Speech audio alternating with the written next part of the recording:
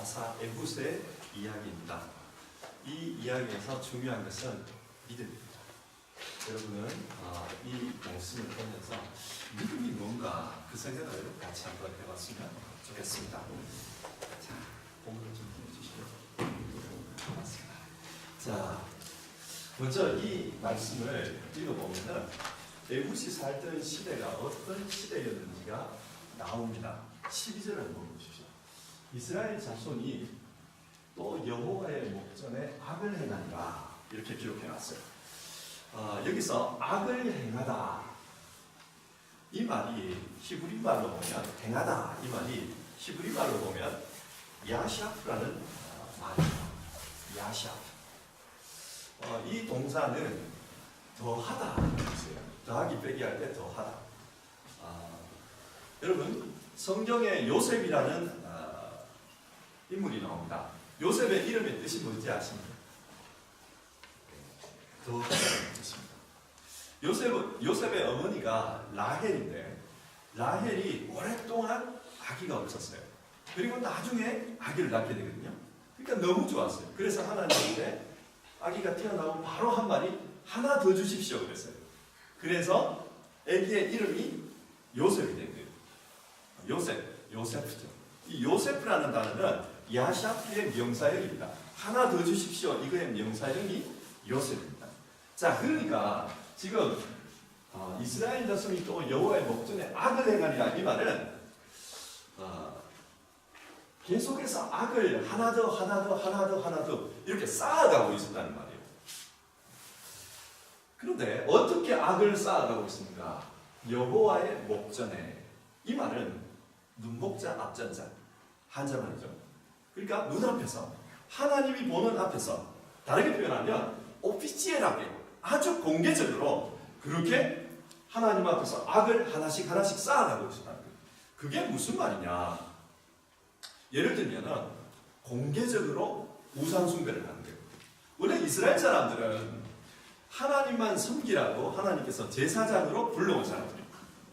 그런데 이 사람들이 아예 공개적으로 오피시엘하게 우상 숭배를 막 하는 거예요. 자, 이 사람들은 지금 하나님 앞에서 하나님을 섬기도록 부름을 받았는데 공개적으로 우상을 숭배합니다.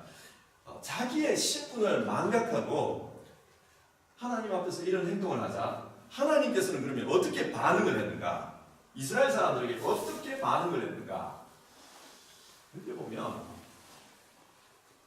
에글론이 암몬과 아말렉 자손을 모아가지고 와서 라는 말이에요. 이게 하나님의 반응이에요. 여기서 모아가지고 라는 말이 나오죠. 이 모아라는 이 말을 히브리 말로 보면 아사프라는 단어예요. 우리는 그냥 한글로 읽으니까 이게 별로 느낌이 없어요. 히브리 사람들이 읽으면은 이스라엘 사람들이 하나님 눈앞에서 요셉을 했다. 그러니까 하나님은 이스라엘 자손 앞에서 이 대적들을 아사프했다. 이런 말이에요. 요셉 아사프 말장난이죠. 이게 무슨 말이냐? 악을 하나씩 쌓아가니까 하나님께서는 그 대적들을 하나씩 더 모아왔다는 거예요. 자, 한번 생각해 보십시오. 하나님께서 왜 이렇게 했을까요? 왜 악을 하나씩 쌓아가니까 그 높이만큼 대적들을 하나씩 더 데려왔을까요? 이거는 이스라엘 사람들이 자기 자신을 망각한 겁니다. 내가 누구라는 것을 잊어버린 거예요. 그래서 하나님은 이 대적들을 데려와가지고 벌을 주면서 너가 누군지를 알아라. 정신을 차리고 너가 뭐하는 사람인지를 알아라. 그걸 가르쳐주고 있는 겁니다. 자, 그러자 지금 하나님께서 모압 사람 에글론이라는 왕을 데려와서 이스라엘을 막 괴롭히게 돼요. 18년 동안 섬기니까 18년 동안이나 이스라엘 사람들을 괴롭힌 거예요. 그렇게 하자 이스라엘 사람들이 이번에는 어떻게 반응을 보였는가? 15절을 보면 이스라엘 사람들이 여호와께 부르짖음에 살려주십시오 이렇게 기도를 했다는 거예요. 하나님 살려주십시오 기도를 했어요. 하나님 계획대로 되어가고 있는 거죠. 자기들이 누군지를 망각하고 우상을 섬기니까 더 우상을 섬기는 다른 민족들을 막 모아와가지고 이스라엘 괴롭히게 하는 거예요. 그러니까 그러니까 이스라엘이 하나님 살려주십시오 이렇게 부르짖는 겁니다. 그러자 하나님이 그들을 위한 한 구원자를 세웠으니 이 구원자라는 분은 바로 사사입니다. 그 사사가 누구인가? 오늘 성경에 나오는 질문이죠. 그는 곧 베냐민 사람 게라의 아들 왼손잡이 에훗이라. 에훗입니다. 자, 우리가 방금 살펴본 이 구절 속에 에훗에 관련된 인포마션을 다 한번 찾아봅시다. 에훗은 어떤 사람입니까? 두 가지의 정보가 나와요. 하나는 그는 곧 베냐민 사람, 하나는 베냐민 사람이라는 거고, 또 하나는 왼손잡이라. 네. 이게 에훗에 대한 정보입니다. 히브리 사람들이 이 성경을 읽는다. 히브리말로. 그러면 이게 약간 뉘앙스가 이상해요. 왜 이상한가? 여러분, 베냐민이라는 이 사람의 이름의 뜻이 뭔지 압니까? 혹시? 베냐민이라는 이 사람의 이름의 뜻은 원래 내 오른손의 아들이라는 뜻이에요. 아버지가 아들이 태어났을 때 내 오른손의 아들 이렇게 이름을 붙인 거예요. 이 말을 이렇게 붙인 이유는 자기 어머니가 태어날 때 이 베냐민의 아들 태어날 때 아기를 놓다가 죽어요. 어머니가 죽어가면서 이 아들을 베노니 이렇게 불렀어요. 베노니. 베노니라는 말은 벤은 아들이라는 뜻이거든요. 오니 이 말은 욕이에요. 야 이놈 자식아 이런 뜻이에요. 야 이놈 자식 이러면서 엄마가 죽는 거예요. 그러니까 아빠가 들어보니까 애 이름을 야 이놈 자식 이렇게 붙이기는 좀 그렇잖아요. 그래서 좋게 바꿔준 거예요. 어떻게 바꿨냐? 벤은 아들, 야민은 오른손. 그러니까 이스라엘에서 오른손이 의미하는 것은 능력, 권능 이런 뜻이에요. 나의 권능의 아들 그런 의미로 벤야민이라고 붙여놓은 거예요. 자 한번 보세요. 히브리 사람들이 있습니다. 그는 오른쪽의 아들인데 왼손잡이라. 되게 웃기잖아요. 이게 아이러니하는 거잖아요. 오른쪽의 아들인데 오른손의 아들인데 왜 왼손잡이냐? 이스라엘 사람들이 읽으면 좀 이상해요. 그런데 이게 조금 우리가 생각하는 거하고 달라요. 특히 왼손잡이라고 된 이 표현을 히브리 말로 보면 이테레 아드 예미노이라고 되어 있는데 이 말을 한국말로 직역하면 오른손이 묶인 사람 이런 뜻이에요. 오른손이 묶인 사람. 얼마 전에 지호 박지호가 한국에서 다쳐가지고 이렇게 묶어가 왔잖아 손을. 여러분 봤죠, 그죠? 이렇게 묶어 왔어요. 이런 사람이에요. 왼손잡이라는 거는 여러분 왼손잡이라는 거는 왼손을 사용하는 사람이 왼손잡이잖아요. 그런데 이거는 이 말은 따로 있어요. 히브리 말로 보면 야드 세물러라는 단어가 따로 있어요. 그런데 여기서 왼손잡이라고 번역된 이 말은 왼손잡이가 아니고 야드 세물러가 아니고 오른손을 묶어놓은 사람 이런 뜻이에요. 오른손을 왜 묶어놨을까? 이게요 사사기 20장에도 명확히 그대로 나와요.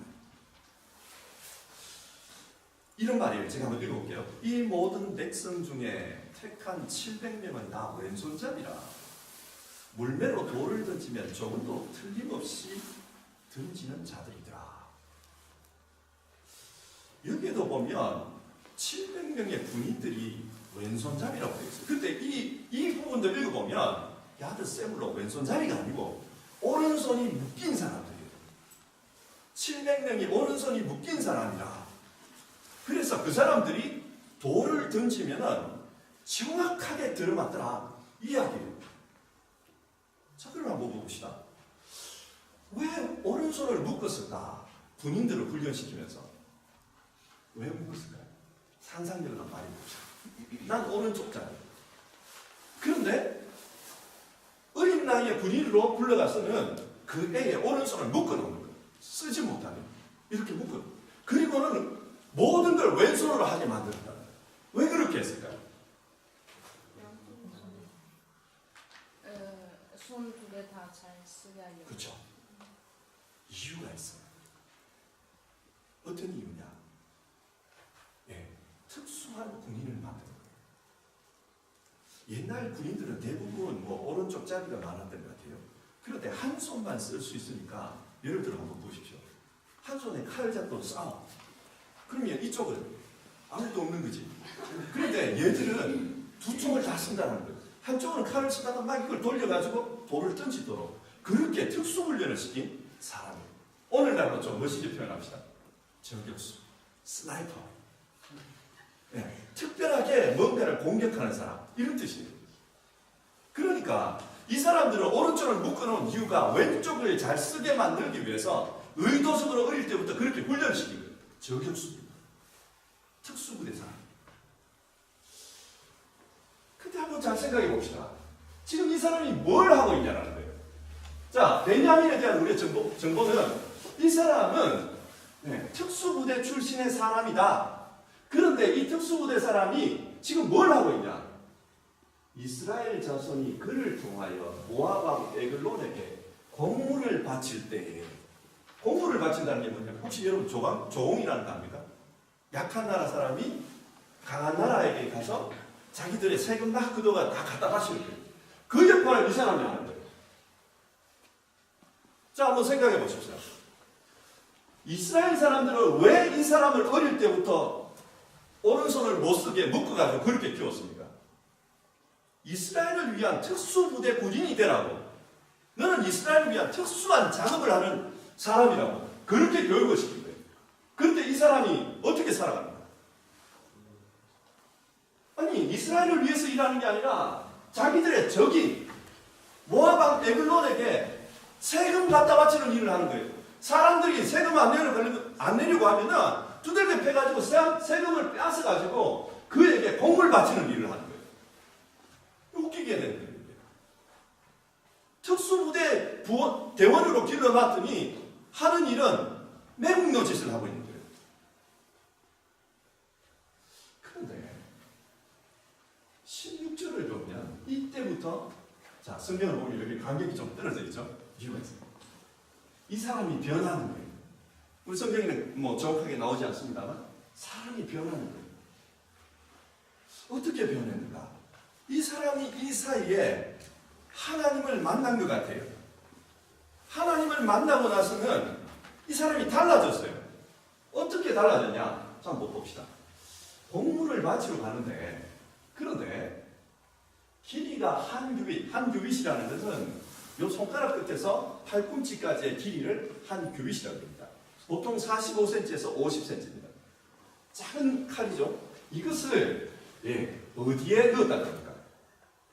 오른쪽 허벅지, 옷소리 여기에 넣었다는 거예요. 이런 식으로. 여기에 넣어가지고 간 거예요. 칼을. 그래가지고 모르는 거예요. 그래가지고 공물을 모압 에글론에게 바치는데, 에글론은 어떤 사람이냐? 비둔하죠. 덩치가 엄청 큰 사람이야. 그래서 공물을 바치기를 마친 후에 세금을 다 갖다 낸 거예요. 그러고 나서 공물을 메고 온 자들을 보내고 다 나가라 그런 거예요. 그러면서 뭐라고 말하는가? 왕이여, 내가 은밀한 일을 왕에게 아뢰려 하나이다. 여러분, 은밀한 일을 아뢰는다는 게 무슨 뜻이에요? 그렇지. 그런데 이게 일반적으로 그게 맞아요. 그런데 이 시대에는 이 말이 좀 다른 의미로 쓰였어요.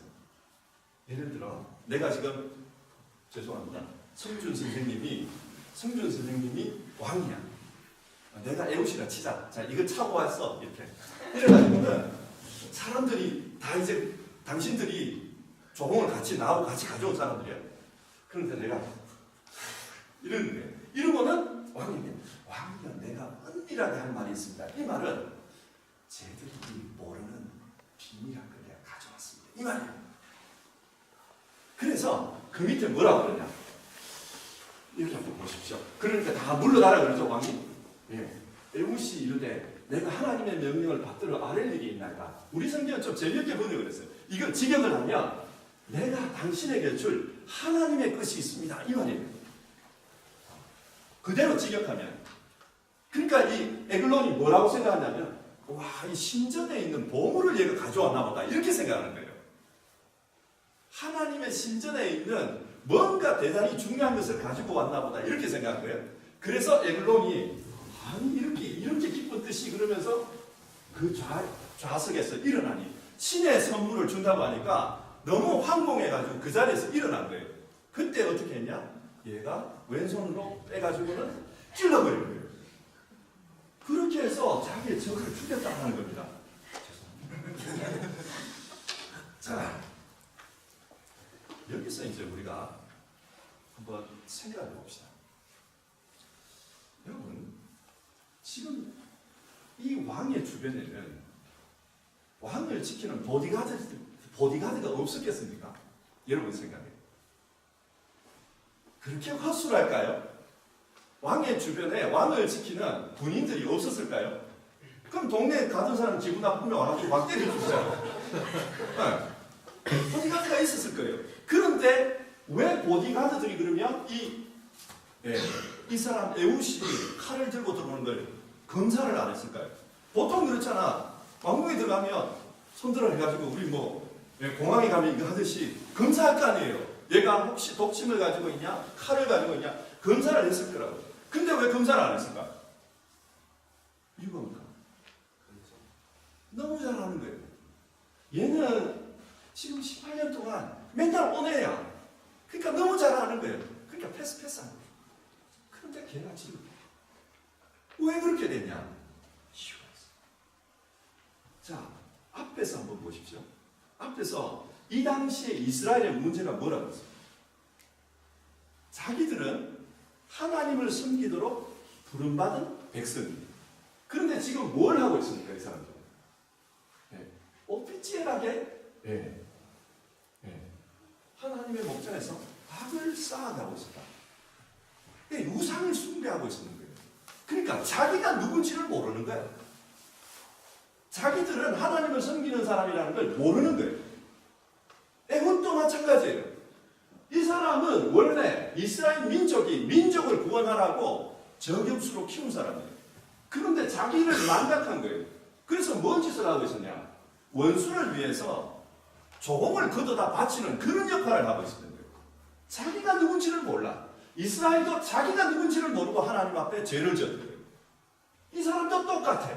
그런데 하나님께서 이런 사람을 만나주신 거예요. 하나님을 만나고 나니까 이 사람이 자기가 어떤 사람인지를 알게 됩니다.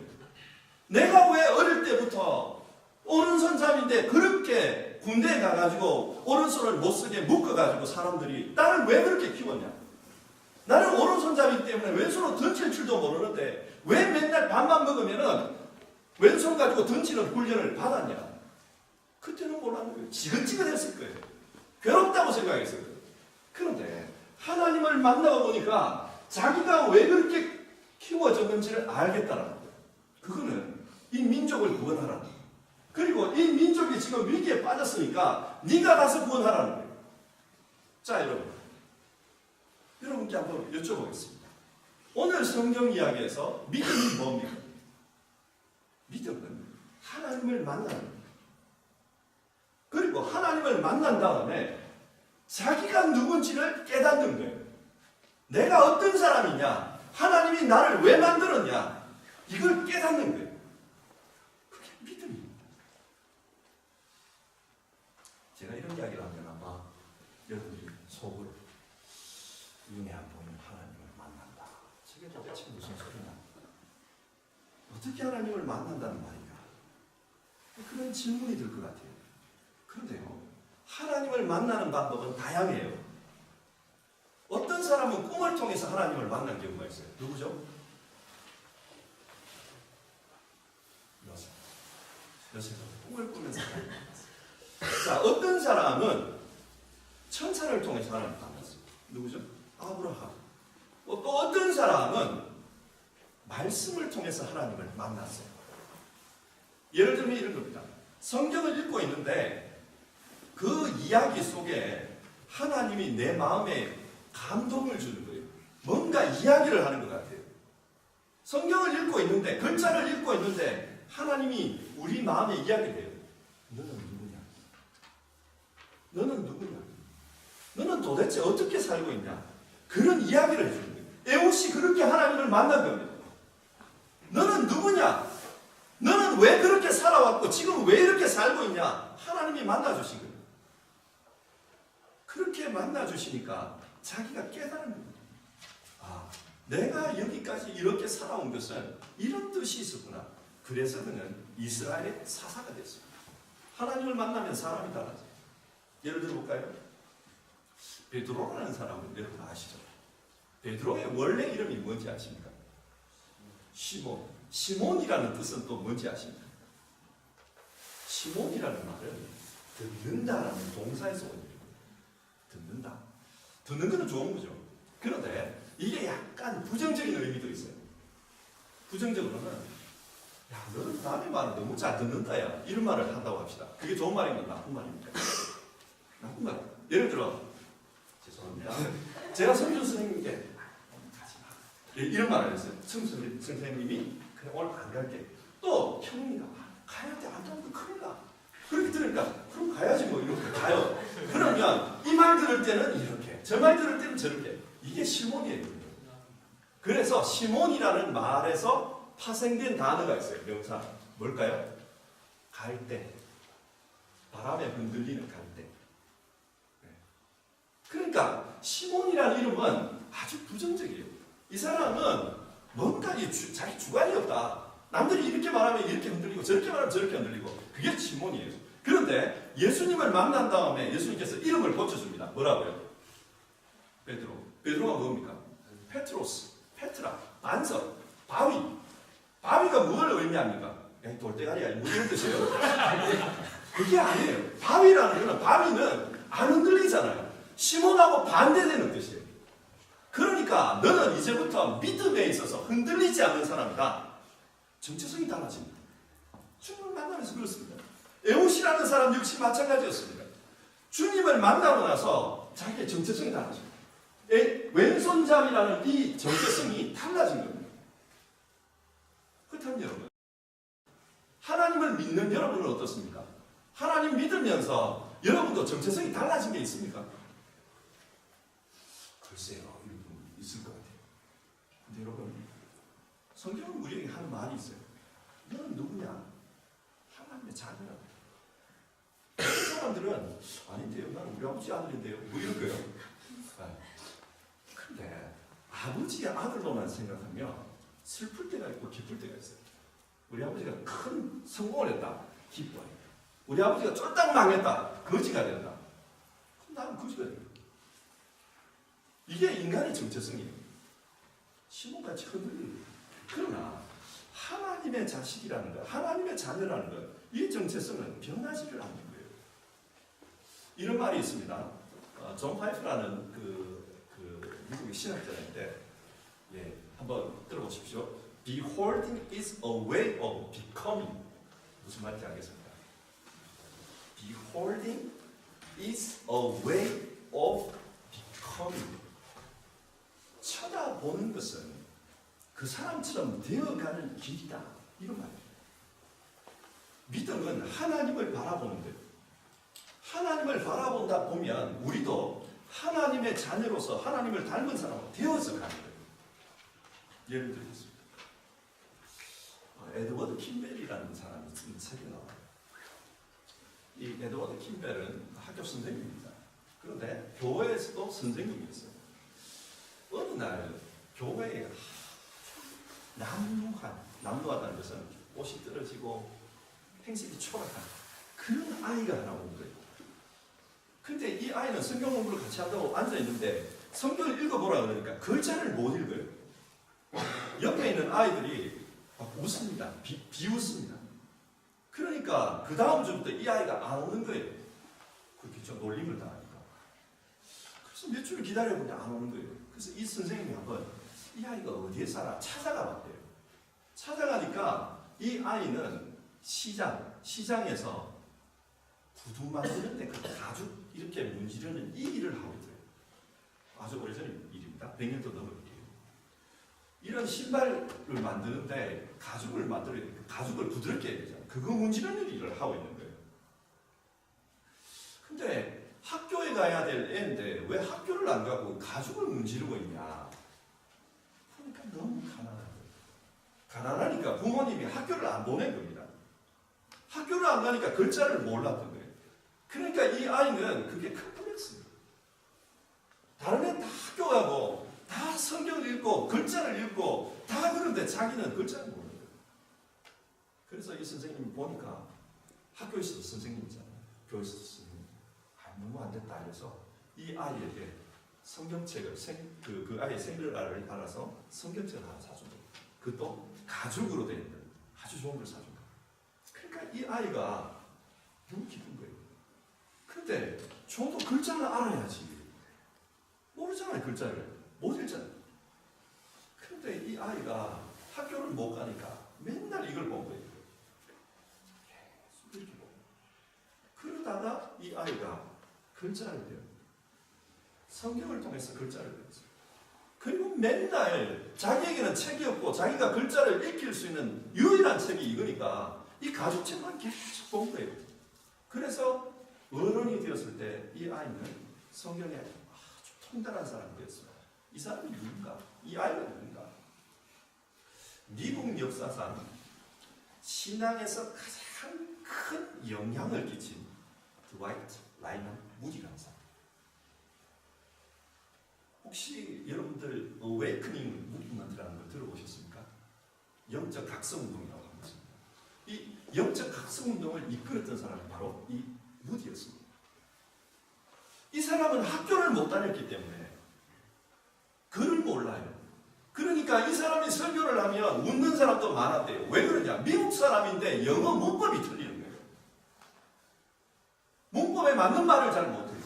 그런데 이상한 것은 그 사람의 설교를 듣다 보면 사람들이 감동을 받는 거예요. 이 사람은 이 가죽책을 읽으면서 이렇게 느끼면서 자기가 누구인지를 깨달았어요. 그래서 영적으로 강력한 사람이 되었습니다. 어떻게 깨달았냐? 왜 하나님은 나를 어릴 때부터 가장 혹독한 자리로 보냈을까? 다른 애들은 다 학교에 가고 다른 애들은 다 따뜻한 집에서 사는데 나는 왜 길바닥에서 맨날 가죽을 두들기면서 가죽을 문지르고 그렇게 일하며 살았어야 하겠을까? 질문을 던집니다. 하나님의 대답입니다. 너는 훈련소에서 만들어진 영적으로 강력한 사람이다. 너는 다른 사람들하고 다르게 영적으로 강력한 사람이기 때문에 어릴 때부터 너는 혹독한 훈련을 받은 거다. 그 응답을 받은 거예요. 그래서 이 사람은 자기 인생이 달라집니다. 어릴 때는 그게 부끄럽고 남들에게 컴플렉스였지만 그런데 성경을 읽는 가운데 자기가 누구인지를 깨달으니까 하나님이 나를 어릴 때부터 그렇게 훈련시켰고 어릴 때부터 강력한 영적 권세자로서 나를 세워주셨구나. 그 깨달은 거예요. 그래서 이분은 강력한 영적 운동을 이끌어는 지도자가 되었습니다. 자, 여러분들도 한번 생각해 보십시오. 성경을 읽는 가운데 하나님을 만나십시오. 하나님은 반드시 여러분에게 물을 겁니다. 너는 누구냐? 그리고 여러분이 누구인지를 깨닫는다면 오늘 성경에서 이 왼손잡이 에훗이 사사가 되었던 것처럼 구두 닦기를 하던 그 무디가 영적 지도자가 된 것처럼 여러분들도 그렇게 달라질 겁니다. 하나님 나라에서 강력한 권세를 가진 사람이라는 것을 깨닫게 될 겁니다. 하나님의 말씀 속에서 여러분이 누구인지를 깨달으십시오. 믿음이란 하나님을 만나고 내가 누구인지를 깨닫는 거기에서 출발. 기도하겠습니다. 하나님 아버지, 오늘 사사 에훗의 이야기를 살펴보았습니다. 에훗은 하나님의 말씀 속에서 하나님을 만났고 그리고 자기가 누구인지를 깨달으면서 그의 인생이 조공을 바치는 매국노에서 사사 에훗으로 변하는 것을 봅니다. 하나님, 우리도 하나님을 믿는 사람들입니다. 하나님의 말씀 속에서 우리가 누구인지를 깨닫게 하시고 우리의 인생이 변화되는 것을 경험하며 살게 하옵소서. 하나님의 뜻 가운데서 우리 자신들의 삶을 비춰보면 하나님께서 우리를 이렇게 이끌어 오신 데는 뜻이 있다는 그 그것을 알게 될 줄 믿습니다. 우리 청소년들 하나님의 말씀 속에서 하나님을 만나고 자기가 누구인지를 깨닫고 새로운 인생, 하나님이 기대하는 그런 인생을 살아갈 수 있도록 도와주시옵소서. 예수님의 이름으로 기도드립니다.